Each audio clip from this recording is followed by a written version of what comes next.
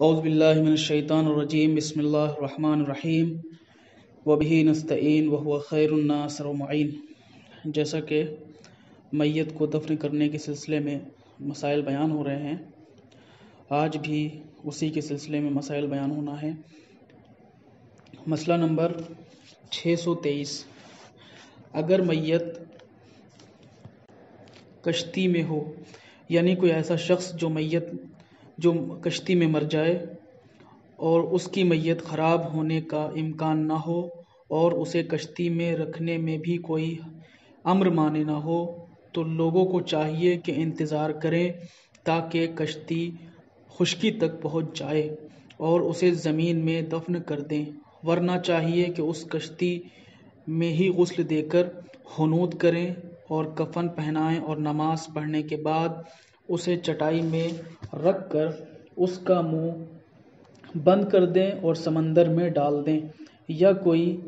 بھاری چیز اس کے پاؤں میں باندھ کر سمندر میں ڈال دیں، اور جہاں تک کہ ممکن ہو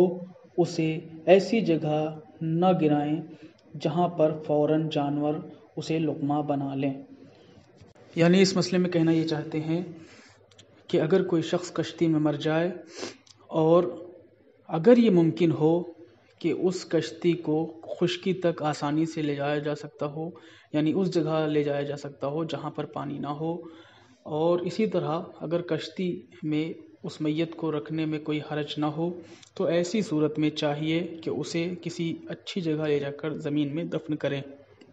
ایسی جگہ کہ جہاں پر پانی نہ ہو۔ لیکن اگر کوئی مشکل ہو، کوئی پریشانی ہو، یعنی کشتی میں اس میت کو رکھنا ممکن نہ ہو، تو ایسی صورت میں اس میت کو اسی کشتی میں غسل دیا جائے گا، کفن پہنایا جائے گا اگر کفن موجود ہو، اور نماز پڑھ کے اس کو چٹائی میں لپیٹ کے سمندر میں ڈال دیا جائے گا۔ لیکن اگر ممکن ہو تو اس کے پیر میں کوئی بھاری چیز باندھ کر اس طرح سمندر میں ڈالا جائے کہ اس کی لاش پانی کے اوپر نہ تیرے، اور اسی طریقے سے یہ بھی دھیان رکھنا ضروری ہے کہ ایسی جگہ اس میت کی لاش کو نہ ڈالا جائے کہ فوراً ہی اس کو جانور، درندے وغیرہ لقمہ نہ بنا لیں، یعنی فوراً ہی اس کی لاش کو نہ کھا لیں۔ ان تمام چیزوں کا خیال رکھتے ہوئے میت کو اس سمندر میں ڈالا جائے گا، سیرایا جائے گا تاکہ اس میت کی توہین نہ ہو۔ مسئلہ نمبر 624، اگر اس بات کا خوف ہو کہ دشمن قبر کھود کر میت کا جسم باہر نکالے گا، تو جانور سے بچانے کے لیے یا انسان سے بچانے کے لیے اگر اس کی لاش کو باہر نکالے جانے کا خطرہ ہو، اس کی لاش کی توہین ہونے کا خطرہ ہو، تو ایسی صورت میں جیسا کہ اوپر بتایا گیا تھا پہلے والے مسئلے میں کہ اس کے پیروں میں کوئی بھاری پتھر وغیرہ باندھ کر اس کی لاش کو سمندر میں ڈال دیا جائے گا، اور ایسی جگہ نہ ڈالا جائے کہ جہاں پر جانور اس کو لقمہ بنا لیں، جانور اس کو نہ کھائیں، ایسی جگہ ڈالنا چاہیے۔ مسئلہ نمبر 625، اگر میت کو سمندر میں ڈالنا یا اس کی قبر کو پختہ کرنا ضروری ہو تو اس کے اخراجات میت کے اصل مال سے لے سکتے ہیں۔ یعنی اس مسئلے میں بیان یہ کرتے ہیں کہ ابھی تک کفن اور دفن کا جتنا بھی انتظام تھا اس کے ثلث مال یعنی 1/3 مال سے نکالا جانا تھا، لیکن اگر اس کی قبر کو پکی بنوانا ہو یا پھر اسے سمندر میں غوطہ لگانے کے لیے، سمندر میں ڈالنے کے لیے یا پھر سمندر میں سیرانے کے لیے اس پر زیادہ خرچ ہو رہا ہو، تو ایسی صورت میں اس کے اصل مال سے لیا جا سکتا ہے، یعنی اس کے پورے مال سے پیسہ نکالا جا سکتا ہے۔ مسئلہ نمبر 626، اگر کوئی کافر عورت مر جائے اور اس کے پیٹ میں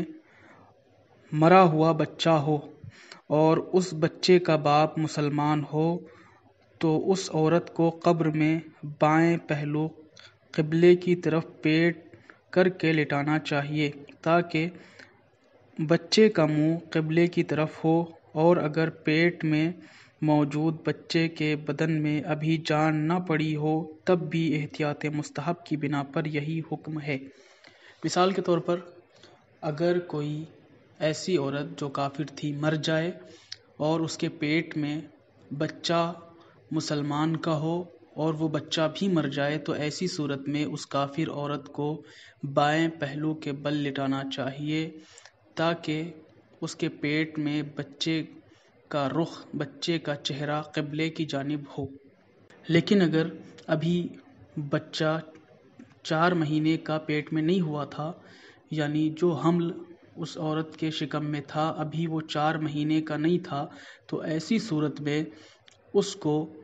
احتیاط مستحب کی بنا پر پھر بھی روبہ قبلہ لٹایا جائے،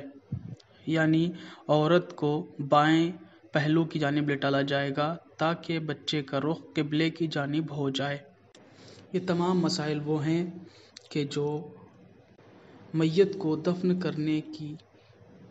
خاطر عمل میں لائے جاتے ہیں، لہٰذا ہم سب پر ضروری ہے کہ ان احکامات کو، مسائل کو سیکھیں تاکہ بخوبی عمل کو انجام دے سکیں۔ وآخر دعوانا ان الحمد للہ رب العالمین۔